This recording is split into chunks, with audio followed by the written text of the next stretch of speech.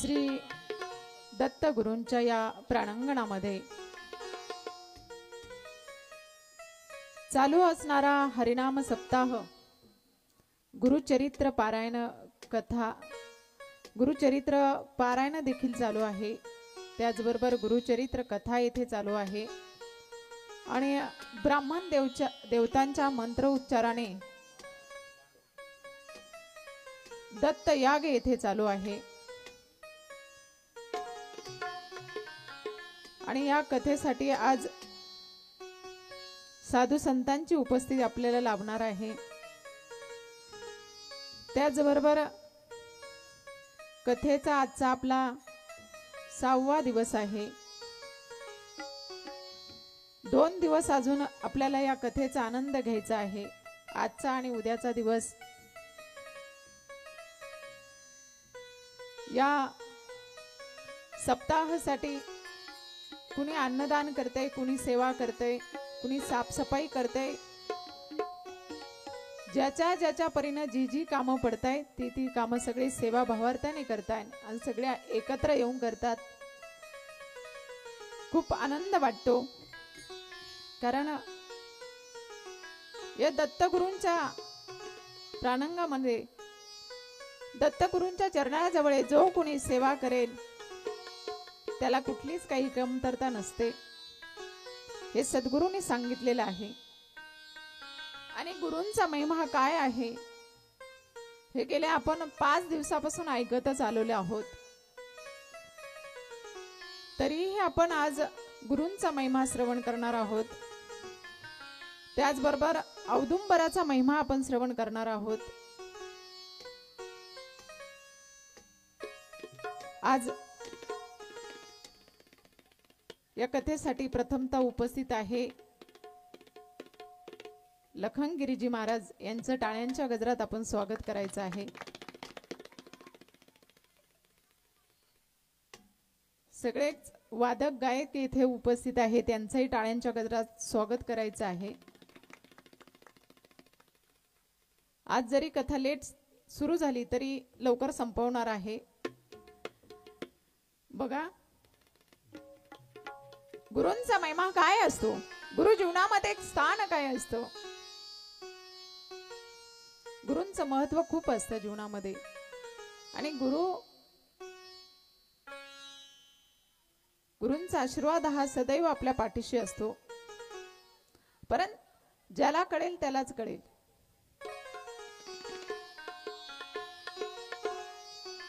गुरु परमात्मा परेशु, गुरु परमात्मा परेशु, गुरु परमात्मा परेशु, गुरु परमात्मा परेशु, गुरु परमात्मा परेशु, गुरु परमात्मा परेशु, गुरु परमात्मा परेशु, गुरु परमात्मा परेशु। ऐसा जाचा दृढ विश्वासु, ऐसा जाचा दृढ विश्वासु, गुरु परमात्मा परेशु, गुरु परमात्मा परेशु, गुरु परमात्मा परेशु, गुरु परमात्मा परेशु।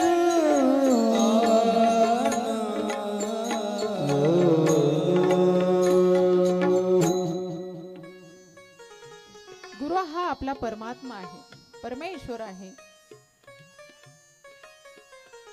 प्रसंग असा आहे, वैजनाथ क्षेत्री अंबाभवानी नावाचं एक गाव आहे आणि त्या गावाच्या क्षेत्री श्री गुरु वास्तव्यास आहे. श्री गुरु तिथे असताना एक ब्राह्मण तेथे येतो. आल्यानंतर तो गुरूंना म्हणतो, गुरु मला तुमची कृपा असावी. गुरु हे अंतर्भाव जाणणारे होते. गुरूंनी म्हणावं, पहिला गुरु केलाय त्याचं काय? पहिला जो गुरु आहे ना, त्यांच्याजवळ नुसतं मला राबवून घेतात, कष्ट करून घेतात, माझ्या सेवेचं फळ मला आजपर्यंत काही दिले नाही. त्या गुरूंना सोडून मी इकडे आलेलो आहे. गुरु कोणताही असो, कसाही असो, त्या गुरुचे एकदा चरण धरले तर परत सोडायचे नसतात. श्री गुरु म्हणाले, तू ज्या गुरूंचा त्याग करून इथपर्यंत आलाय ना, तू त्या गुरु दक्षिणेचा, गुरुचा अपमान केलेला आहे, गुरुचा आत्मघात तू केलेला आहे. अरे, गुरूंचा प्रत्यक्ष तू अपमान केलेला आहे. ज्यावेळेस गुरूंना आपण सोडून दुसऱ्या गुरूंचं पात्करण करतो, त्यावेळेस जे पहिले गुरु केलेले असतात त्या गुरूंचा अपमान होतो. अरे, ज्या गुरूंचा तू अपमान केलाय ना, तू महापापी आहेस. जो गुरुचा त्याग करतो तो महापापी असतो. श्री गुरु त्याच्यावर चिडले. चिडल्यानंतर, अरे तुला गुरुचा महिमा काय असतो, गुरुजी काय असतात जीवनामध्ये तुला कळणार नाही. त्यावेळेस श्री गुरु, अरे गुरु काय असतात सांगतात. मग यावेळेस श्री गुरु त्यांना 3 शिष्यांची कथा सांगताय. 3 शिष्य असे आहे, अरुणी, वेद, उपमन्य असे 3 शिष्य असतात.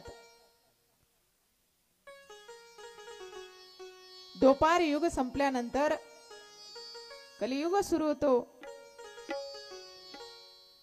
पण या द्वापार युगामधली कथा आहे. द्वापार युगामध्ये धौम्य नावाचे ऋषी असतात. या धौम्य नावाच्या ऋषींच्या आश्रमामध्ये अनेक शिष्य असतात शिक्षा घेण्यासाठी. परंतु या धौम्य नावाच्या ऋषींना वेळोवेळी आपल्या शिष्यांची परीक्षा बघण्याची सवय असते. गुरु असा असतो, आपल्या शिष्यांना पारखून घेत असतो. आणि जे शिष्य चांगल्या प्रकारे शिकतात त्यांनाही गुरु शिकवतात.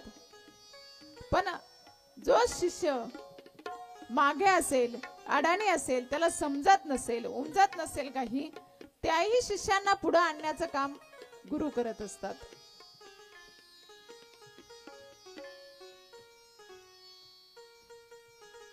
या गुरुकुलामध्ये अनेक शिष्य होते, पण चांगल्या पद्धतीचे होते.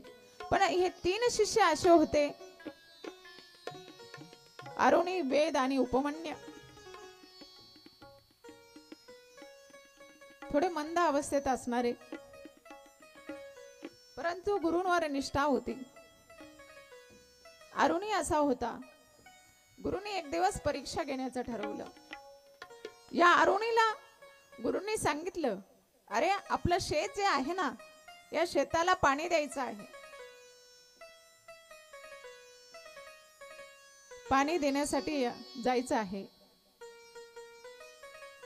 गुरुनी या अरुणीला घेतलं आणि सांगितलंय, बघ इथे जवळच शेत आहे, आपल्या शेताला पाणी द्यायचं आहे. इथे जवळच कालवा आहे आणि या कालव्यातून पाणी आपल्या शेतात सोडायचं आहे.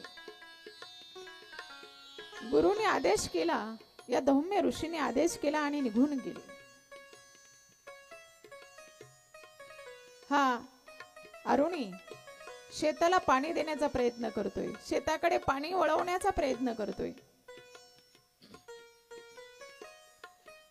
पाणी वळवतोय पण पाणी मात्र शेताकडे वळत नाहीये. पाण्याचा प्रवाह जास्त असल्यामुळे त्यांनी जोही काही मध्ये पाणी अडवण्यासाठी जो बांध घातला की तो बांध फुटून जायचा. बांध फुटून गेला की आता काय करावं, शेताकडे पाणी गेलं पाहिजे. गुरूंची आज्ञा आहे, ती आज्ञा आपण पूर्णही केली पाहिजे. पाणी जात नाही शेताकडे. हा अरुणी त्या कालव्याचा जो प्रवाह होता पाणी अडवण्यासाठी त्यांनी काय केलं असेल, त्या प्रवाहामध्ये आडवा झोपला. आडवा झोपला आणि पाणी अडलं गेलं आणि शेतामध्ये पाणी जाऊ लागलं. गुरुची आज्ञा कशी असते बघा, आणि ती पालन कसे करतात शिष्य. ज्यावेळेस पाणी शेतामध्ये भरलेलं आहे, रात्रीची वेळ झाली, परंतु धम्य ऋषी वाट बघू लागले आपल्या शिष्याची. अरे अरुणी अजून आला नाही, काय झालं असं ना, अरुणी का बरं आला नाही, शेतात इतक्या वेळ पाणी देतात का. या अरुणीला शोधण्यासाठी धम्य ऋषी शेताकडे निघाले. हातामध्ये मशाल घेतली आणि अरुणीच्या शोधासाठी धम्य ऋषी निघालेले आहे. धम्य ऋषी शेताजवळ आले. अरे अरुणी कुठेस तू, आवाज देत आहे. अरुणी आवाज देतोय, गुरुवर्या मी इथे कालव्याजवळ आहे. अरे त्या कालव्याजवळ काय करतोय, पाणी अडवतोय. अरे थंडीमध्ये गारठशील, त्रास होईल, बाहेर ये. ज्यावेळेस गुरुंनी बाहेर बोलवलं, त्या अरुणीच्या मस्तकावरून हात फिरवला, लावून हात कुरवाळीला माथा. त्या गुरुंनी त्या शिष्याच्या माथ्यावरून हात फिरवला. लावणीया हात कुरवळीला माथा, लावणीया हात कुरवळीला माथा, लावणीया हात कुरवळीला माथा, लावणीया हात कुरवळीला माथा. लवणीया हात कुरवाळीला माथा,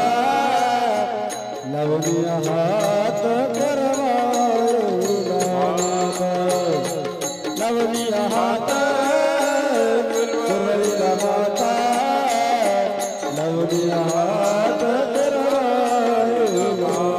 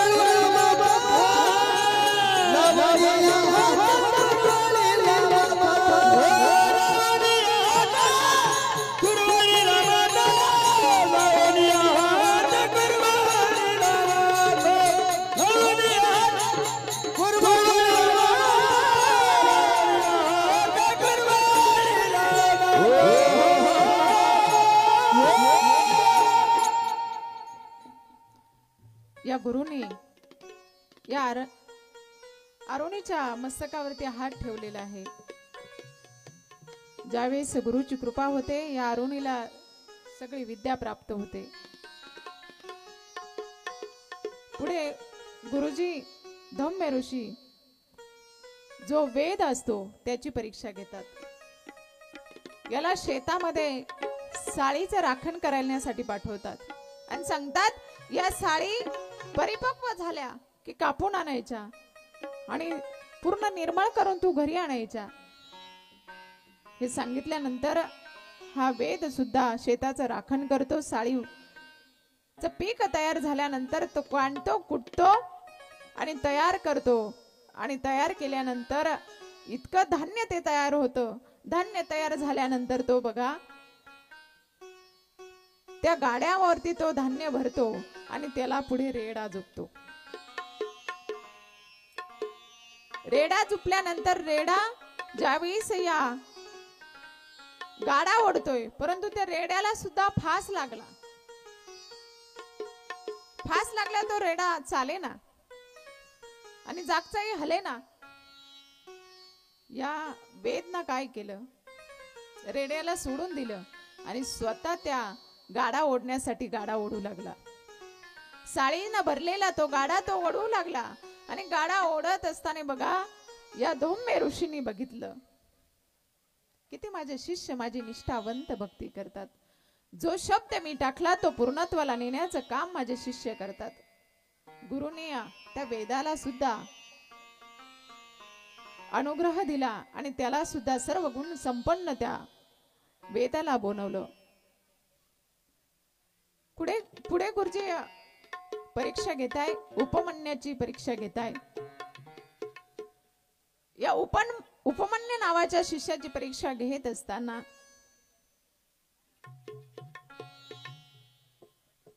याला सवय असते जास्त खायची. जास्त खाण्याची सवय असल्यामुळे हा उपमन्यू मंद बुद्धीचा होत चालला. बघा आपण बऱ्याच वेळा म्हणतो, अरे काय निसा खा खा खातो आणि झोपतो. काही काही माणसं असतात, आयतं जेवण आलं पुढे की खायचं आणि झोपायचं. हा उपमन्यू काम करायचं. पण गुरुनी सांगितलेली आज्ञा कधी मोडत नव्हतं. अरे किती खातोस म्हणून त्याला गुरुजी रोज ज्यावेळेस जेवण द्यायचे त्यावेळेस त्याला कमी जेवण द्यायचे. कमी जेवण देत असताना मग तो काय करायचा, भिक्षा मागून आणायचा. ऐकताय ना तुम्ही, भिक्षा मागून आणायचा आणि ती भिक्षा मागून आलेलं अन्न तो खायचा. हळूहळू बातमी ही गुरुजींना कळली, त्या धौम्य ऋषींना कळली. अरे आपण इकडे अन्न त्याला कमी दिलं की तो भिक्षा मागून आणतोय आणि खातोय. या धौम्य ऋषींनी उपमन्याला ते आणलेली भिक्षा एकदा घेऊन टाकली. तो परत दुसऱ्या दिवशी तेच कार्य केलं, परतही भिक्षा घेऊन टाकली. मग याला काय करायचं, तर या उपमन्याला गायी वळण्यासाठी पाठवलं. मग तो गायींचा ज्यावेळेस त्या दुभत्या गायी असायच्या आणि तो ओळायचा गायी, आणि त्या गायी ज्यावेळेस ती वासरं प्यायला बिलगायची, वासरं पिण्यासाठी गेले की आई ती गायी पाणवायची आणि पाणवलेल्या गायीचं दूध तो एका बाजूने काढून पिऊन घ्यायचा. ही बातमी गुरुजींना कळाली. उपमन्या, गायींचं दूध तू प्यायचं नाहीये. ठीक आहे गुरुजी, ते नाही प्यायचं, पण भूक अफाट लागायची. ही भूक तर भागली पाहिजे ना, काय करावं. या उपमन्यानं काय केलं, रुईच्या झाडाचा चीक काढला. रुईच्या झाडाचा चीक काढला आणि तो चीक त्यांनी प्याला. परंतु तो चीक काढताना तो चीक थोडासा डोळ्यांमध्ये उडाला. डोळ्यांमध्ये उडाल्यानंतर त्याच्या डोळ्यांना अंधत्व आलं, अंध झाला.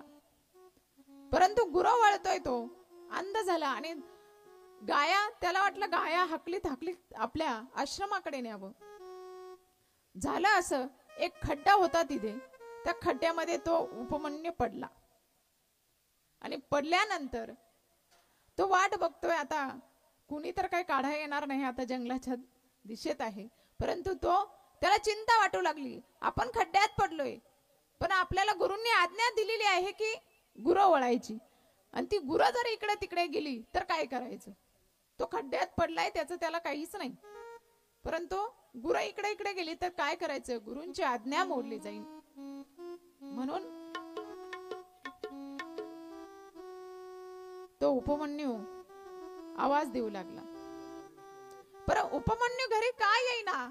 गुरूंना चिंता वाटू लागली. त्यावेळेस गुरु शोधत शोधत या उपमन्याला शोधत शोधत आले, तर ते उपमन्यू मात्र खड्ड्यात पडलेला होता. खड्ड्यात पडलेल्या उपमन्याला गुरूंनी वरती काढलं आणि त्याला सुद्धा एवढी निष्ठावंत भक्ती करतोय. अरे जो गुरूंनी शब्द दिलाय तो शब्दही पाळतोय. म्हणून गुरूंनी त्याला कृपा आशीर्वाद दिला, त्याचाही उद्धारून नेलं. हा सगळा सिद्धांत गुरूंवरती काय निष्ठा असते, शिष्याची गुरूंवरती किती निष्ठा असते, हे पटून मात्र गुरुदेव या ब्राह्मणाला देत होते. ब्राह्मणाला ही गोष्ट पटली की आपण चुकलेलो आहोत. आपण आपल्या गुरूंची निष्ठा सोडली, कारण गुरु कधी कृपा करून जातील आपल्याला कळतही नाही. आपण गुरूंची कृपा होण्याची वाट बघायला पाहिजे होती, परंतु आपण गुरूंना दुःख देऊन आपण इकडे आलेलो आहोत. आणि मनामध्ये त्याला आता खूप खेद वाटू लागला. या ब्राह्मणाला मनामध्ये खूप खंत वाटू लागली. अरे आपण गुरूंना दोष देऊन इकडे आलेलो आहे. किती महापापी आपण आहोत, किती आपण या दुर्दैवी आपण आहेत की गुरूंचा आपण आज्ञा मोडली. ज्यावेळेस या ब्राह्मणाच्या मनातला भाव या सद्गुरूंनी जाणलेला आहे आणि तेही या ब्राह्मणाला सांगतात, माणसाला पश्चाताप झाला की त्याची सगळी पातके जळून जातात. मनामध्ये पश्चाताप झाला ना, पातक जळून जातात. केलेला दोष आपला निघून जातो. जा त्या गुरूंना शरण जा. हा ब्राह्मण तिथून निघाला आणि आपले जे गुरु केलेले होते त्या गुरूंका आला आणि त्या गुरूंना शरण गेला. सद्गुरूंना शरण तो गेलेला आहे आणि त्या सद्गुरूंची निष्ठा भावनेने तो सेवा करू लागला. त्या सद्गुरूंनी सुद्धा या ब्राह्मणावरती कृपा आशीर्वाद दिला. आणि कृपा ज्यावेळेस गुरूंचा आशीर्वाद भेटतो ना, त्यावेळेस आपल्याला कुठलीच काही कमतरता राहत नाही. म्हणून गुरूंवरती निष्ठा एक निष्ठेने असावी, गुरूंवरती भक्ती एक निष्ठेने असावी. ती भक्ती आपण करावी. एकदा आपण भजन घेऊया. दिगंबरा दिगंबरा श्रीपाद वल्लभ दिगंबरा, दिगंबरा दिगंबरा श्रीपाद वल्लभ दिगंबरा.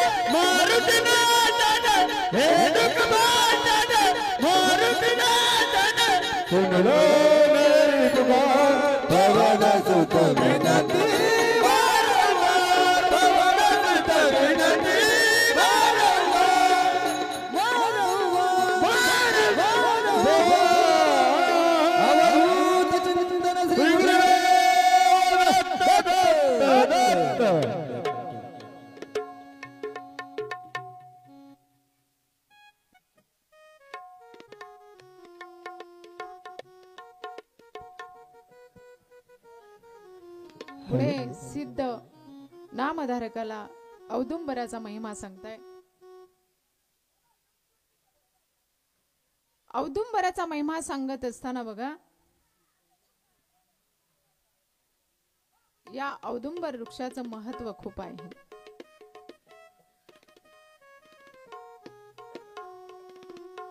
औदुंबराचं साधं फळ जरी असलं, त्या औदुंबराचं फळ शीत आणि थंड असणारं फळ आहे.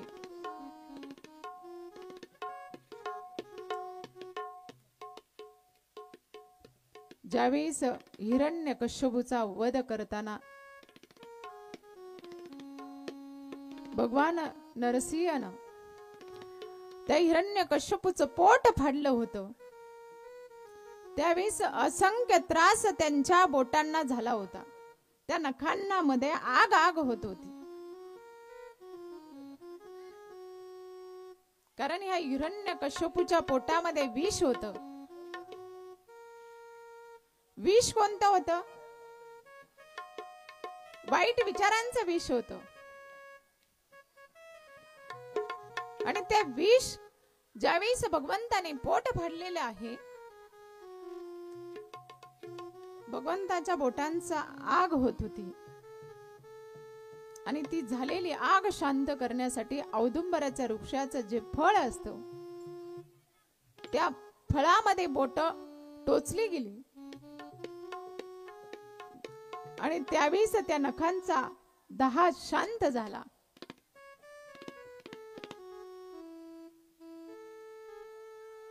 या औदुंबर वृक्षाखाली तप केलं तरी हजारो कोटींचं फळ प्राप्त होत असतं.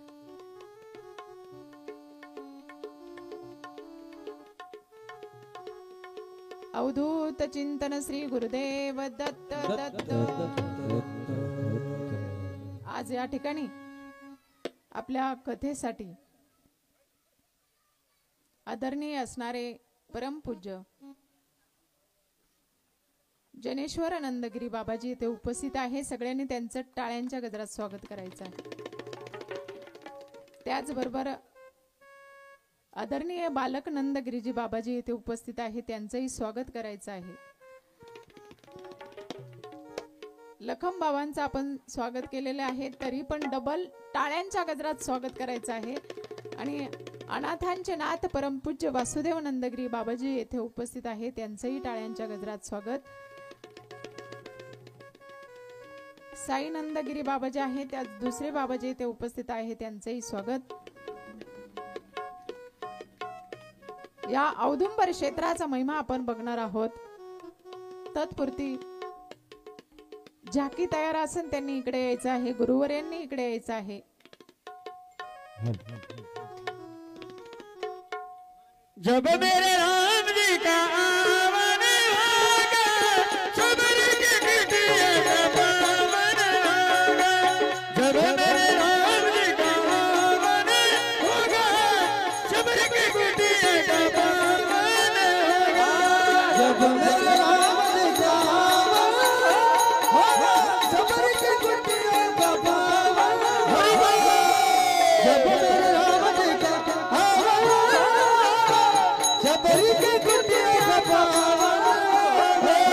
जब मेरे राम जी का आवन होगा, सबर के कुटिया का पावन होगा। जब मेरे राम जी का आवन होगा, सबर के कुटिया का पावन होगा। जब मेरे राम जी का आवन होगा, सबर के कुटिया का पावन होगा। जब मेरे राम जी का आवन होगा, सबर के कुटिया का पावन होगा। बगीचे में जाओगे फल झुके लाओगे, बगीचे में जाओगे फूल झुके लाओगे, गुरु जी के गले के हरम बनाओगे, गले का हरम बनाओगे। जब मेरे राम जी का आवन होगा, जब मेरे राम का पावन होगा। जब मेरे राम जी का आवन होगा, सबर के कुटिया का पावन होगा।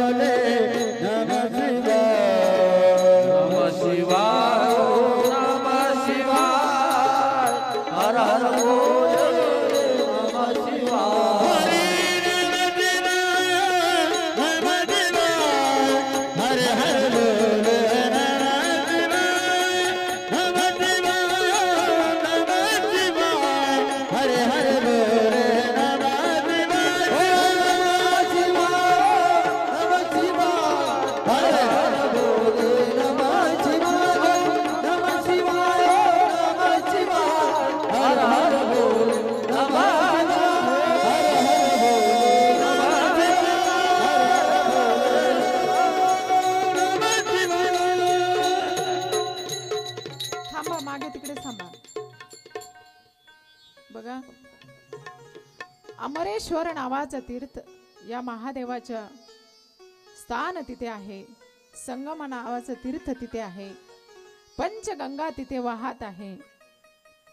आणि इथेच औदुंबराचं स्थान आहे. आणि त्याच औदुंबराच्या स्थानाजवळ श्री गुरु मात्र आपले जप अनुष्ठान करताय. या अनुष्ठानाचं खूप महत्व आहे तिथे. कारण या अमरेश्वर तीर्थावरती या भगवान भोलेनाथांचं स्थान तिथे आहे. आणि इथे 64 योगिनी मात्र राहत असतात. जिथे भगवंताचा वास असतो तिथे 64 योगिनी असतात. श्री गुरूंचा जप चालू आहे. अनुष्ठान या औदुंबराच्या झाडाखाली चालू आहे. औदुंबराचं झाड नुसतं तुम्ही वृक्ष समजायचा नाही, तर हा कल्पतरू आहे. या कल्पतरू खाली भगवान विष्णूंचा, महालक्ष्मीचा वास असतो. या औदुंबर वृक्षाला त्यांनी आशीर्वाद दिलेला आहे की जो तुझी पूजा करेन त्याच्या घरी सदैव सुख संपत्ती नांदेल. त्याला कुठलीच कमतरता पडणार नाही. जो या औदुंबराच्या वृक्षाखाली तप करेल त्याला अनंत कोटीचं पुण्य प्राप्त होईल. आणि श्री गुरूंचं तप चालू आहे. ज्यावेळेस या श्री गुरूंचं तप चालू आहे, प्रसंग असा आहे, या 64 योगिनी येत आहे.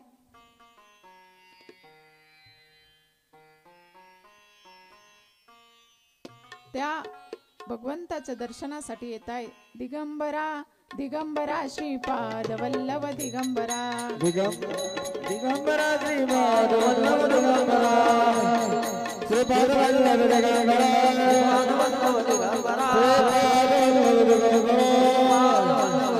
हरे दिगंबरा दिगंबरा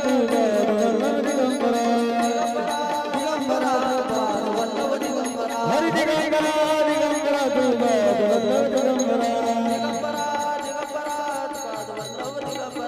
दत्त गुरु के शरण कराओ, दत्त गुरु के भजन कराओ, दत्त गुरु के भजन कराओ, दत्त गुरु के भजन कराओ. हरे दिगंबरा दिगंबरा श्रीपाद वल्लभ दिगंबरा, श्रीपाद वल्लभ दिगंबरा, श्रीपाद वल्लभ दिगंबरा, दिगंबरा दिगंबरा श्रीपाद वल्लभ दिगंबरा, दिगंबरा दिगंबरा श्रीपाद वल्लभ दिगंबरा, गुरुदेव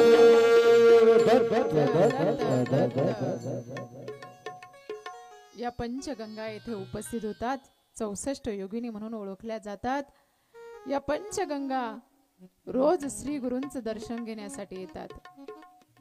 श्री गुरूंकडे जायचं आहे. श्री गुरूंचं दर्शन घेण्यासाठी येतात. दर्शन घेतात आणि श्री गुरूंना नमस्कार करतात. गुरु हा संत कुळे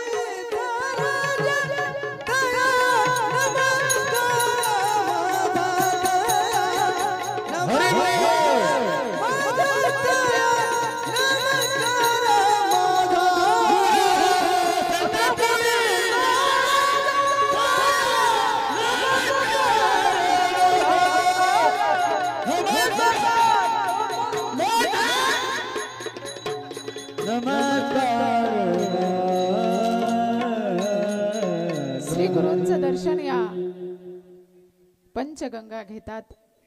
दर्शन घेतल्यानंतर श्री गुरूंना घेऊन आपल्या नदी पात्राकडे जात आहे. श्री गुरूंनी उभं राहायचंय. पंचगंगा या श्री गुरूंना घेऊन आपल्या नदीकडे जात आहे. आणि नदीकडे जात असताना हे दृश्य सगळे नावाडी बघत असतो. त्या नदीचा आवाज येतो. नदी जवळ गेले ह्या पंचगंगा, ते नदी फाकली जाते आणि आतमध्ये त्या पंचगंगा आणि श्री गुरु आतमध्ये जाताय. पण आश्चर्य काय, आतमध्ये त्या गंगा त्या श्री गुरूंना घेऊन जातात आणि तिथे गेल्यानंतर गुरूंची पूजा करताय. गुरूंची पूजा करताय. नावाड्याने खालीच थांबायचं आहे.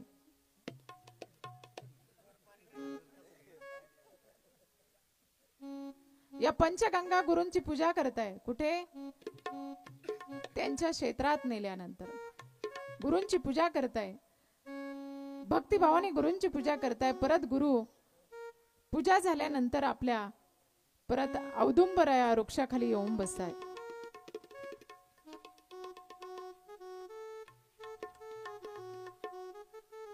औदुंबर वृक्षाखाली गुरुवर्य बसताय आणि दुसऱ्या दिवशी परत या 64 योगिनी या पंचगंगा परत तेथे येताय, श्री गुरूंची पूजा करताय. हे सगळे दृश्य एक नावाडी बघतोय.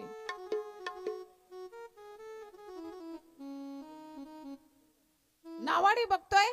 अरे रोज ह्या सुंदर असणाऱ्या स्त्रिया गुरूंची पूजा करताय, रोज येताय, गुरूंची पूजा करताय, गुरूंना घेऊन कुठेतरी घेऊन जाताय, या नदी पात्रामध्ये घेऊन जाताय. परत गुरुजी येताय आणि परत या औदुंबर वृक्षाखाली आपलं तप चालू करताय. नेमकी गुरुवर्य जातात तरी कुठे, हा नावाडी लक्ष ठेवतो.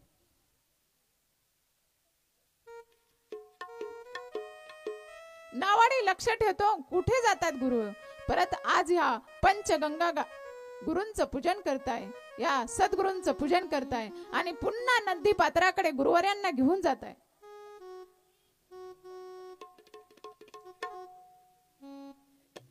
गुरु पुढे आहे पंचगंगा, या गुरूंना नदी पात्राकडे घेऊन जाताय. गुरूंना थोड्या वेळ एक खुर्ची द्या इथे बसायला.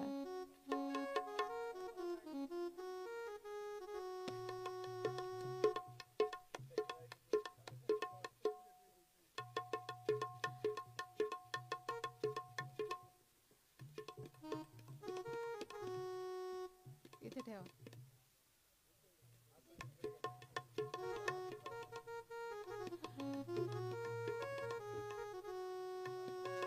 या पंचगंगा गुरूंना आपल्या सिंहासनावरती बसवताय. थोडं व्यवस्थित उभं राहायचं म्हणजे कॅमेरावाल्याला पण तुम्ही दिसल्या पाहिजे. बघा या पंचगंगा गुरूंची सेवा करताय. गुरु चरण गुरूंचं धुताय, गुरूंची पूजा करताय, गुरूंच्या कपाळी गंध लावताय. गुरूंची गंध लावून झाल्यानंतर आरती करताय. मनोभावे या गुरूंची सेवा करताय. आणि गुरूंबरोबर हा नावाडी सुद्धा आतमध्ये आलेला असतो. तोही लपून बसलेला असतो आणि बघतो, अरे इथे इतकं सुंदर वातावरण आहे, एवढं छान वातावरण आहे, जणू काही इथे स्वर्गच अवतरलेला आहे.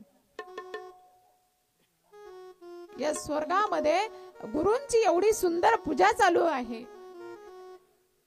या सुंदर सुंदर स्त्रिया गुरूंची पूजा करता आहे आणि तेवढ्यात लक्ष मात्र गुरूंचं या नावाड्याकडे जातो. नावाड्याकडे गेल्यानंतर सद्गुरू त्याला जवळ बोलावतात. सद्गुरू त्या नावाड्याला जवळ बोलवताय आणि का रे तू कसा आलास इथे.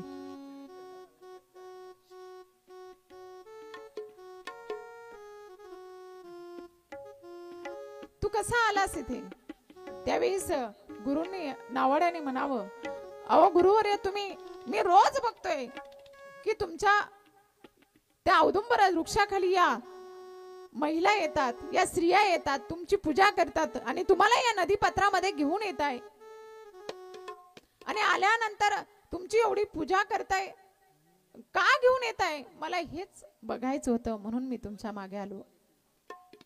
गुरु, माझं काही चुकलं असेल तर क्षमा असावी, परंतु या तुमच्या शिष्यावरती कृपा दृष्टी असून द्यावी. आणि त्यावेळी गुरु त्याला सांगताय,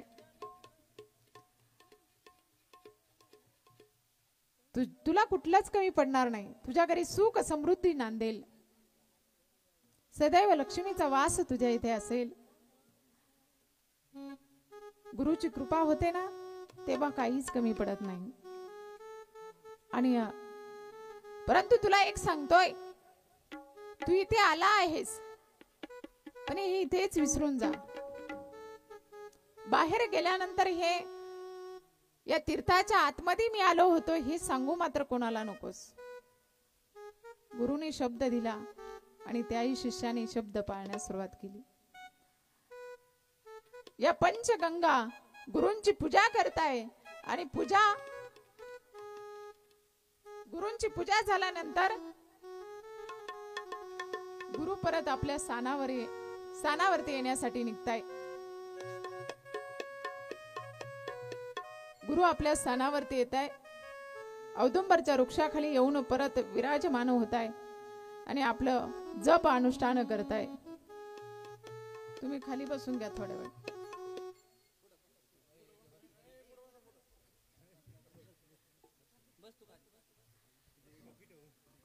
ज्यावेळेस गुरु जप करताय, अनुष्ठान करताय, हा नावडी मात्र आपल्या कार्यासाठी निघून गेलाय. आपलं काम मात्र त्याचं चालू झालं. सद्गुरूंची रोज यायचं, दर्शन घ्यायचं, त्यांची कृपा दृष्टी आपल्यावरती ठेवायची. कारण सद्गुरूंच्या चरणाजवळ रोज जाऊन लीन व्हावं, हा रोज जाऊन सद्गुरूंचं दर्शन घ्यायचा. दर्शन घेत असताना त्याच्या मनामध्ये एक दिवस असं आलं की गुरुवर्या, या माघ महिन्यामध्ये, मी तुम्हाला मागेच सांगितलं मार्गशीर्ष महिन्याचं महत्व. गुरुवर्या, या माघ महिन्यामध्ये प्रयाग तीर्थाला गेलं पाहिजे, काशी क्षेत्री गेलं पाहिजे. याचं महत्व काय, तीर्थयात्रा करण्याचं महत्व काय, हा नावाडी गुरूंना विचारतोय.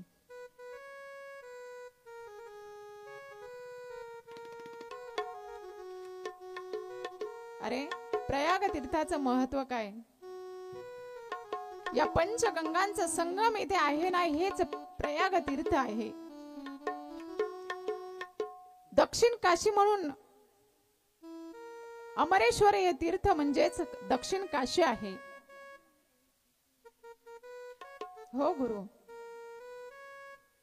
हे सगळं ठीक आहे, पण प्रत्यक्ष जिथे प्रयाग तीर्थ आहे ते प्रयाग तीर्थ अजून मी बघितलेलंच नाही. काशी ईश्वरनाथाचं दर्शन अजून माझं झालेलंच नाही. ते दर्शन माझं कधी होईल. मी तर गरीब असा, काम करण्यात माझा वेळ जातो, माझं कधी जाणं होईल. आणि त्या तीर्थयात्रा करण्यासाठी माझ्याजवळ तेवढं धनही असायला हवं. गुरूंच्या चरणाजवळ बसून तो बोलतोय, परंतु सद्गुरू असे असतात, आपल्या शिष्याच्या मनामध्ये ती संकल्पना येते, ती संकल्प पूर्णत्वाला नेण्याचं काम गुरुवर्य करत असतात. गुरूंनी आपलं वज्र आसन टाकलेलं आहे आणि त्या वज्र आसनावरती गुरु पुढे बसलेले आहे आणि शिष्य मागे बसलेला आहे.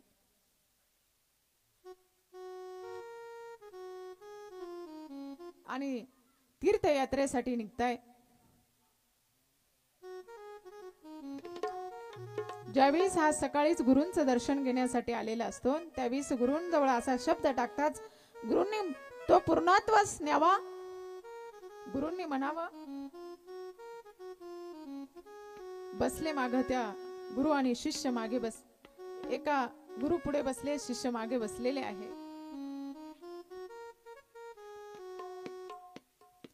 आणि पहिलंच प्रयाग तीर्थक्षेत्री या शिष्याला घेऊन गेलेले आहे, या नावाड्याला घेऊन गेलेले आहे. सकाळी सकाळी प्रयाग तीर्थाचं स्नान झालेलं आहे. प्रयाग तीर्थाचं स्नान करून गुरु मध्यान्नाच्या वेळेस म्हणजे दुपारच्या वेळेस गुरु काशी विश्वनाथाचं दर्शन घेण्यासाठी या नावड्याला घेऊन जात आहे. काशी विश्वनाथाचं दर्शन झालेलं आहे आणि काशी विश्वनाथाचं दर्शन झाल्यानंतर सायंकाळच्या वेळेस गया या तीर्थावरती आणलेलं आहे. गया तीर्थाचं दर्शन झाल्यानंतर या तीन पुण्य तीर्थांचं दर्शन ज्यावेळी झालेलं आहे, गुरु आपल्याला आपल्या शिष्याला घेऊन परत संध्याकाळच्या वेळेस सायंकाळची वेळ होते त्यावेळेस गुरु आपल्या शिष्याला घेऊन परत आपल्या स्थानावरती येत आहे. या औदुंबर वृक्षाखाली गुरुवर्य परत येत आहे. गुरुवर्य आल्यानंतर परत आपलं जप अनुष्ठान सुरू करताय. नावाडी आपल्या घरी निघून जातोय. गुरुवर्यांचं अनुष्ठान चालू झालेलं आहे. या औदुंबर क्षेत्राचं महत्व खूप आहे. या औदुंबर वृक्षाखाली जो कोणी तप करेल, अनुष्ठान करेल, त्याला शतकोटीनं पुण्य भेटत. या औदुंबर वृक्षाखाली कुणी ब्राह्मण जेऊ घालेल त्याचंही पुण्य अफाट आहे. जो जप होम हवन करेल, महापूजा करेल, रुद्राभिषेक करेल, ब्राह्मण पूजा, दान दक्षिणा करेल, याचं पुण्य शतपटीने आहे. म्हणून औदुंबर वृक्षाखाली आजही गुरुचरित्राचे पारायण अखंड चालू असतं. त्या क्षेत्राचा महिमा अगाध आहे. म्हणून या औदुंबर वृक्षाखाली जप करण्यासाठी आजही आपण गाणगापूर क्षेत्रामध्ये त्या औदुंबर वृक्षाखाली बघतो, बसण्यासाठी जागा राहत नाही, एवढी गुरुचरित्राचे पारायण तिथे चालू असतात. कुणी माळ घेऊन जप करीत असतं, कुणी अन्नदान त्या क्षेत्रामध्ये करत असतं. आज तिथे जाऊन आपल्याला अन्नदान नाही करता येत, पण इथे सुद्धा भाविक भक्त अन्नदान करतायत. ज्याच्या परीने कोणाला नाश्ता देता येत असेल ते नाश्ता देते, ज्याला पंगत देता येत असेल ते पंगत देते. प्रत्येक जण इथे या दत्तगुरूंच्या प्राणांगणामध्ये सेवा करण्याचं काम करते. मी माझ्या कथेकडे पूर्णविरामाकडे जात आहे, कारण प्रत्येक जण मला खुणवते, साधू संतांना बोलायचंय. तत्पुरती आपण एकदा सगळ्यांनी उभं राहून एकदा भजन घ्यायचं आहे, आनंद सगळ्यांनी घ्यायचा आहे.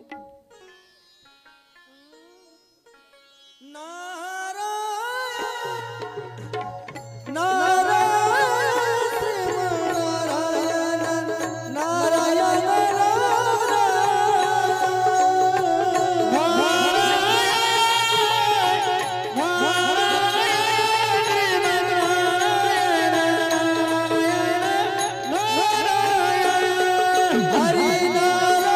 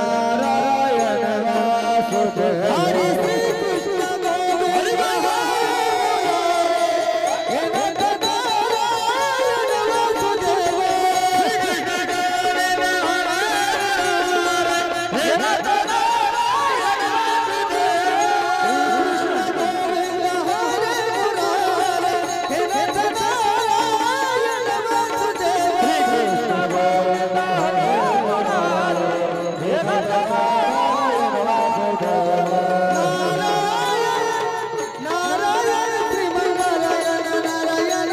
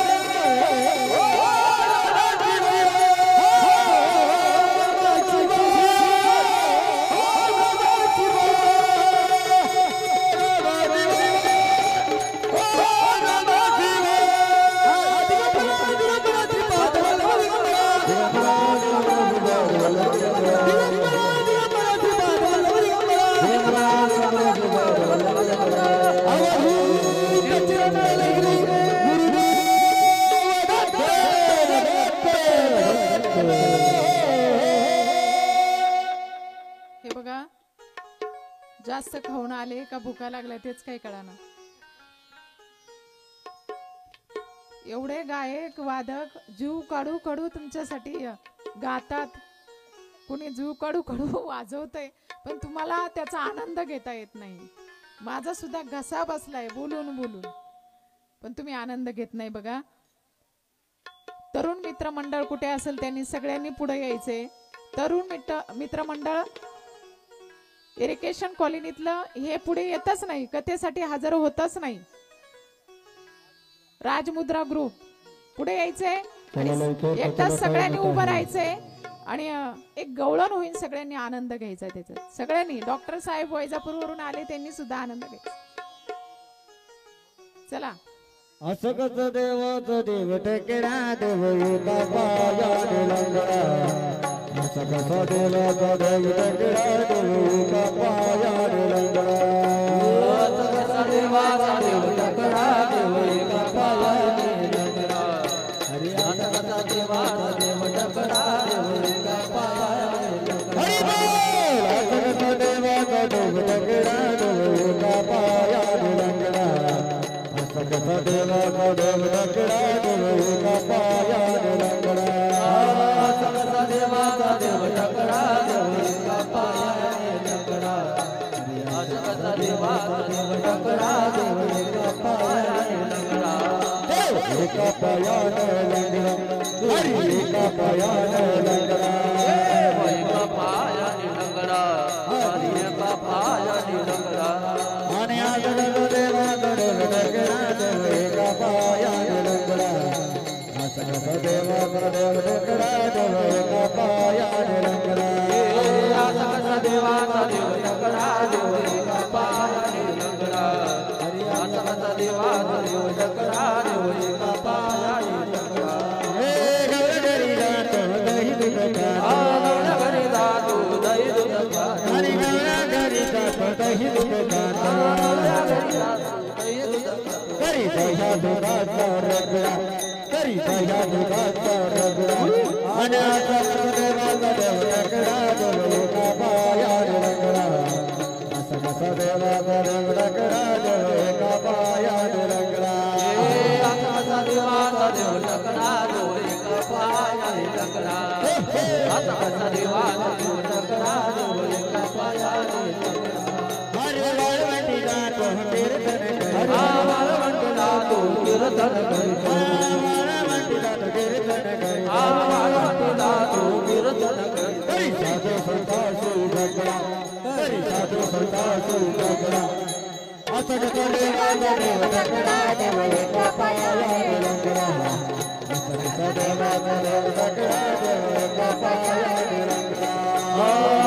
देवाचा देव टकरा देव एका पायाने टकरा देवाचा देव टकरा देव एका पायाने टकरा हरी एक जन गणे विठ्ठल हरी वरण गणे विठ्ठल एका जन गणे विठ्ठल हरी वरण गणे विठ्ठल देव नाथाचा बचरा देव एका नाथाचा बचरा हरी देवाचा देव टकरा देव एका पायाने टकरा देवाचा देव टकरा देव एका पायाने टकरा नाथाचा देवाचा देव टकरा देव एका पायाने टकरा नाथाचा देवाचा देव टकरा देव एका पायाने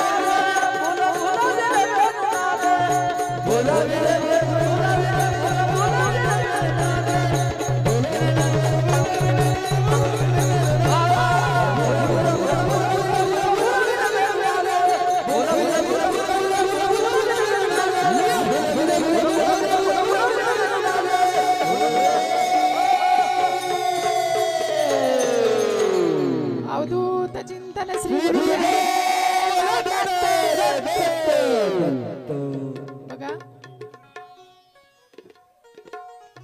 आपलं हे पवित्र असणारं दत्त मंदिर आहे. या दत्त मंदिराच्या प्रांगणामध्ये जे औदुंबराचं झाड उगवलेलं आहे ते कोणीही लावलेलं नाही. ते झाड आपाप या मंदिराजवळ उगलेलं आहे. कारण दत्तगुरूंचा वास जिथे असतो ना, औदुंबराचं झाडही तिथेच असतं. बघा, आपल्या कथेसाठी आशीर्वाद देण्यासाठी परमपूज्य 1008 महामंडलेश्वर शिवगिरी बाबाजींचा केव्हाचा फोन येतोय, तर आपण त्यांना कॉलवरती घेऊया.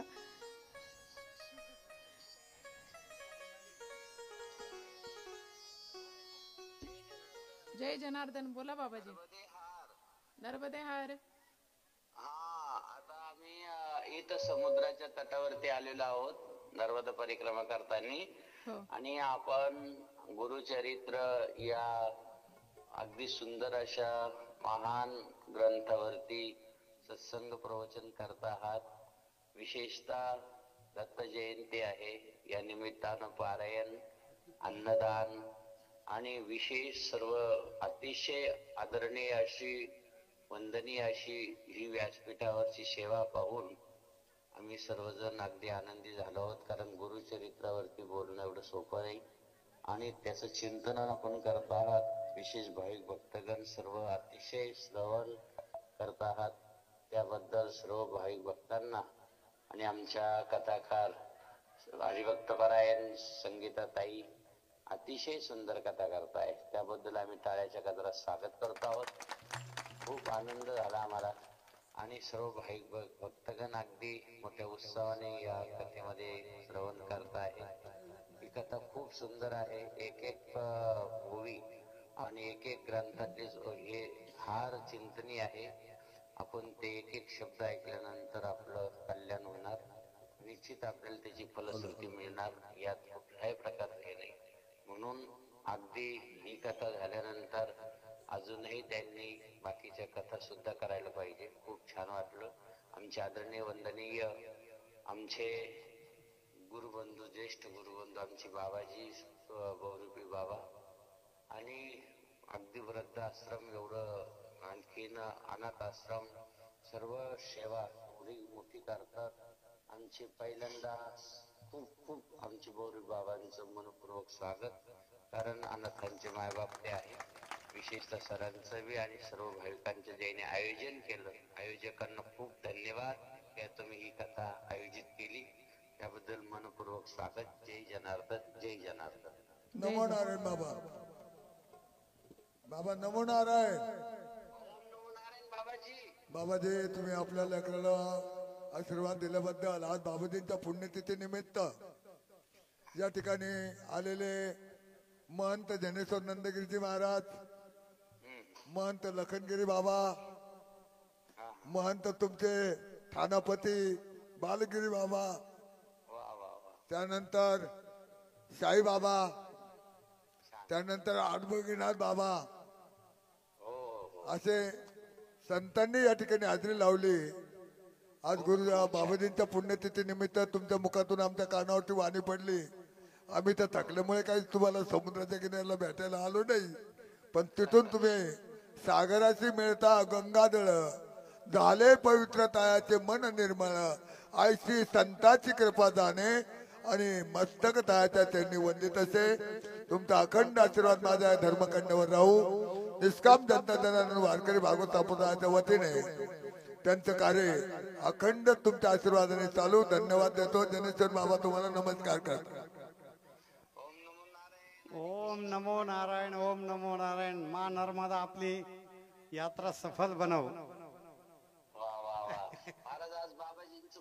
हो ना, बघा बघा काय काय योगा योग आहे. बाबाजींची आवडती नदी नर्मदा आणि त्या नर्मदेची तुम्ही पायी परिक्रमा करताय, त्याच्याबद्दल खूप खूप अभिनंदन. सर्वांनी बसलेल्या लोकांनी सर्वांनी बाबांचं टाळी वाजून स्वागत करा.